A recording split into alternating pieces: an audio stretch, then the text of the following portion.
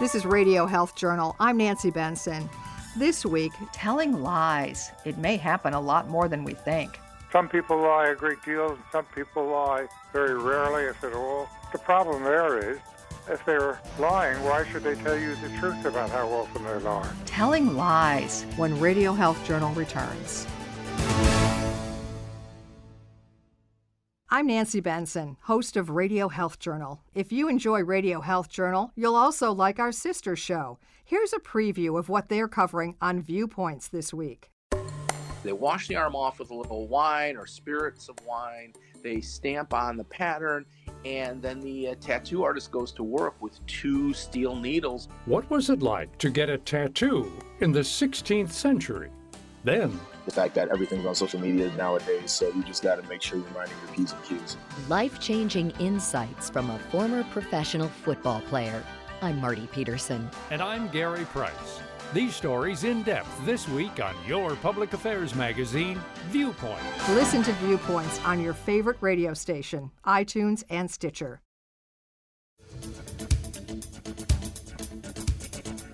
Nobody tells the truth all the time, and it's not always a bad thing.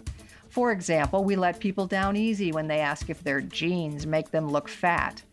But these days, many of us perceive that everybody lies about everything. Could that be true? We asked Dr. Matthew Lupoli, a social scientist at Deakin University in Australia, who's done a number of studies on lying. It is quite common. So there was a diary study about 20 years ago that basically just asked people to write down each instance of lying in their daily life. Maybe something like 1 in 6 interactions people were telling lies, so it is quite common. I don't think anybody knows how often people lie. Dr. Paul Ekman, professor emeritus of psychology at the University of California, San Francisco, is one of the world's foremost experts on lying and lie detection. His work was the inspiration for the TV series Lie to Me. Some people lie a great deal, some people lie very rarely, if at all. The problem there is, if they're lying, why should they tell you the truth about how often they lie? And since we never really know, most of us give others the benefit of the doubt, even when we should be able to see through them. Ekman says most people are lousy liars, but they get away with it most of the time anyway. They get away with lying because most people really don't want to know the truth. They don't want to expose lies. There are, of course, exceptions. People in law enforcement are the most obvious exception, but generally, do you want to find out that your adolescent son is using hard drugs? Well, yes, you do, but no, you don't. That's a bad thing to have to face, and so you try to avoid it, and so it'll be easy for your adolescent to succeed in the lie because you, the target of the lie, don't really want to know the truth. However, Lupoli says there are situations where the stakes are small and we probably expect to be lied to. That's the case of what's called a pro-social lie. A pro-social lie is a lie that is intended to benefit other people. So the typical example is your significant other asks how they look in those jeans, and the answer is not going to please them, so you tell them that they look great. Well, it's like after you've been invited somewhere for dinner and the food was not tasty, you're still polite and you say, thanks so very much for the lovely dinner. There's a whole variety of these that are perfectly innocuous. It's sort of rude to not engage in those kinds of deceptions, these white lies. Most people wouldn't think of it as lying. They think of it as politeness. The motive is to be polite, but in point of fact, what the person is saying, they know is not true. So in that sense, fits the definition of a lie. But it's not the kind of lie that society cares about. However, sometimes a pro-social lie isn't quite so innocuous. For instance, in workplace, we are constantly solicited feedback from our colleagues, and there might be situations where our colleague's performance was subpar, and in order to make that person feel confident or to prevent them from feeling hurt or discouraged, we give them overly positive feedback. But this can actually backfire in the long run because maybe what the colleague needs to improve is some honest criticism. Lupoli says pro-social lies create an ethical dilemma. On the one hand is honesty. On the other is the pain that telling the truth would create. So which one wins out, honesty or kindness? Lupoli constructed an experiment where people were asked to evaluate an essay written by a student, an essay that was badly written on purpose. After they completed their evaluation, half of the evaluators were told that the student had recently mourned the death of a close family member. After this, participants learned that they would have the opportunity to rate the essay again, except this time their evaluations were going to be shared with the essay writer.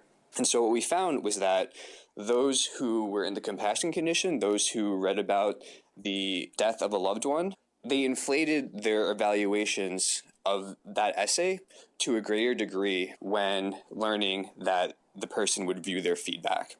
So essentially, compassion led people to tell pro-social lies in the form of giving overly positive feedback to others. Compassion increased both the magnitude of pro-social lying, so the extent to which they inflated their ratings on the scale, on the essay evaluation scale, and it also increased the probability of lying at all. No studies have been done on it, but Ekman suspects that as the stakes of a lie go up, compassionate people may be less likely to lie. Kindness prevents deception. They know that people get angry when they find out they've been deceived. That's why people would like to be better lie catchers than they are. But of course, my research shows that most people are not at all talented in being able to spot lies. The characteristics of a good liar have something to do with that, too. Well, it's knowing your target, knowing what it is they want to believe, and playing into that. But it's also being aware of your own feelings and being able to control your feelings so that your emotions, your true emotions, don't betray the lie. Letting the deception show is what gets even good liars caught. Ekman calls those slip-ups microfacial expressions. One of the things that occurs when people are deliberately feeling a strong emotion is that it leaks out in what I've called a microfacial expression, a very brief facial expression. Most facial expressions stay on the face for between a fifth and 2 seconds. A microfacial expression is on the face between a fifth and a 25th of a second. It's very brief. It's just a flash. You can miss it in a blink, and most people do. Ekman says polygraphs are only a little better than chance at detecting lies. But by watching for microfacial expressions, he can uncover lies about 95% of the time. You can find out more about all our guests on our webpage, radiohealthjournal.org. Our studio producer is Jason Dickey. I'm Nancy Benson.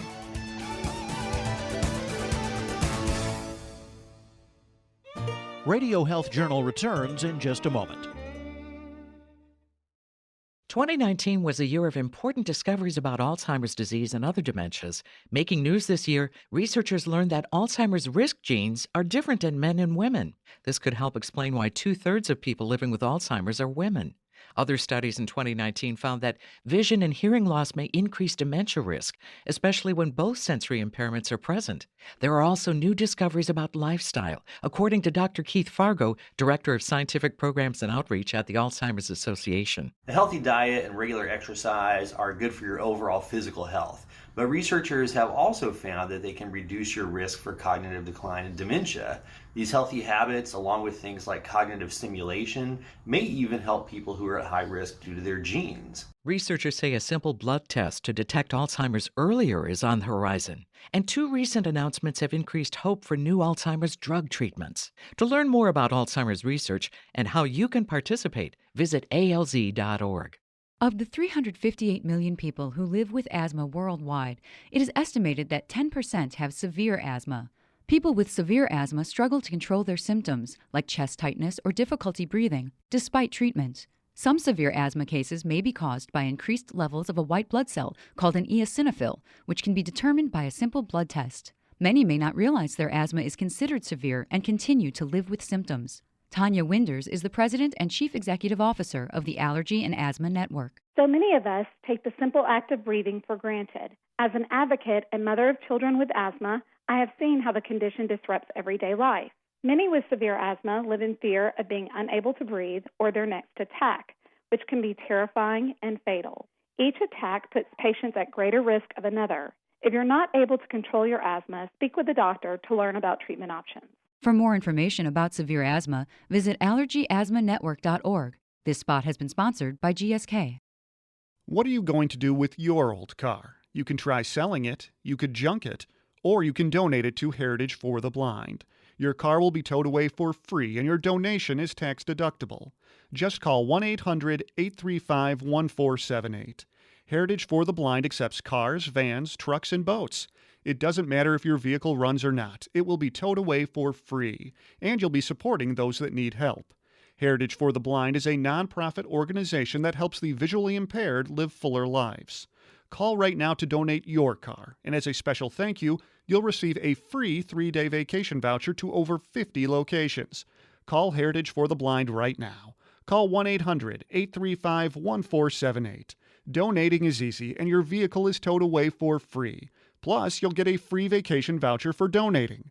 Call now, 1-800-835-1478. That's 1-800-835-1478. And that's Radio Health Journal for this week. Radio Health Journal is a production of MediaTrax Communications. Follow us on Twitter, Facebook, and Instagram to learn more. And check Apple Podcasts, Google Play, and Spotify for a library of past programs. Plus, you'll always find previous segments and information about our guests at radiohealthjournal.org. Join us again next week for another edition of Radio Health Journal. Coming up next week on Radio Health Journal. The chances are more likely than not that the hands that you may choose to shake are probably not going to be clean. To shake or not to shake? Then, broken heart syndrome, when a severe emotional shock can sometimes be fatal. We don't know that this is stress cardiomyopathy at initial presentation. It looks just like a heart attack, and we treat it like that until we know otherwise. All that and more on Radio Health Journal.